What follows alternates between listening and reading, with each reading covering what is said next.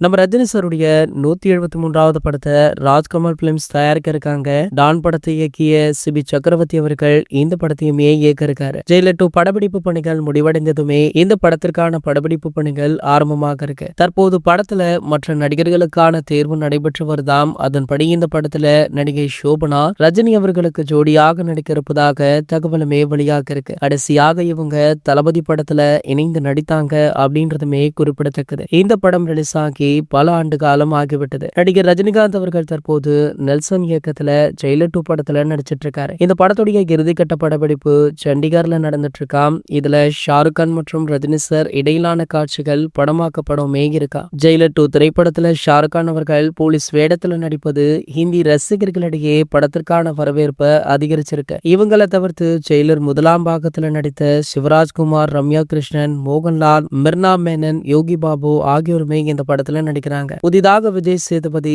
S J. Surya, Vidya Balan ஆகியோருமே இந்த படத்துல இணைஞ்சிருக்காங்களா. So இந்த நிலையில தற்போது தலைவருடைய 173வது படத்துடைய அறிவிப்பு வெளியாகி இருப்பது பலருக்குமே அதிர்ச்சியையும் தலைவர் ரசிகர்களுக்கு மகிழ்ச்சியுமே கொடுத்திருக்கு. மேலும் பாத்தீங்கன்னா படத்துடைய காஸ்ட் அண்ட் க்ரூ தேர்வு நடைபெற்று வருவதால அடுத்தடுத்து இந்த படத்துல யார் யார் என்னென்ன ரோல் எல்லாம் பண்ண போறாங்க அப்படின்ற விஷயத்த பெயருடன் கூடிய அறிவிப்பை தலைவர் 173வது படக்குழு அறிவிக்க இருக்காங்களா. இது போன்ற செய்திகளை பத்தி நீங்க உடனே தெரிஞ்சுக்க நம்மளுடைய சேனலை மறக்காம சப்ஸ்கிரைப் பண்ணிக்கோங்க.